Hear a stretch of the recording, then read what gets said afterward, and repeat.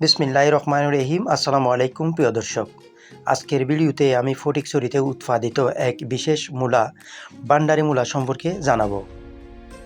প্রকৃতির সৌন্দর্য এবং শান্ত পরিবেশে ভরা এই মূলাটি সম্পর্কে এখনও অনেকের অজানা।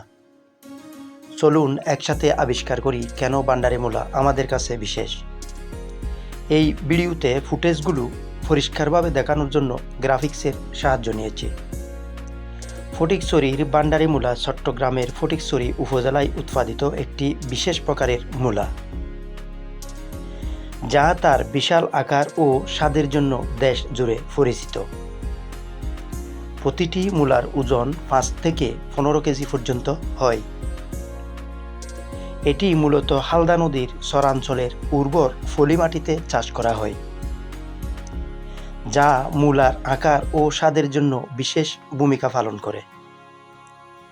প্রতি বছর মাঘ মাসে মাইজভান্ডার দরবার শরীফের ওরস উপলক্ষে আয়োজিত মেলায় এই মূলার চাহিদা বিশেষভাবে বৃদ্ধি পায়।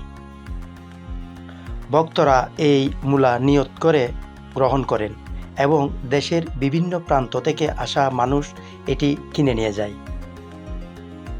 এ কারণে এটি বান্ডারি মূলা নামে পরিচিত। 2025 সালে ফটিকছড়িতে প্রায় 490 হেক্টর জমিতে মূলা চাষ করা হয়, যা থেকে আনুমানিক 20 কোটি টাকার মূলা উৎপাদিত হয়েছে। প্রতিটি মূলা 100 থেকে 500 টাকা পর্যন্ত বিক্রি করা হয়েছে। চাষিরা বছরে 3 থেকে 4 বার পর্যন্ত এই মূলার চাষ করে থাকেন, যা তাদের আর্থিকভাবে স্বাবলম্বী হতে সহায়তা করে। বান্ডারি মূলার খ্যাতি ও চাহিদা বৃদ্ধির ফলে কৃষকরা এর চাষে আরও আগ্রহী হচ্ছেন,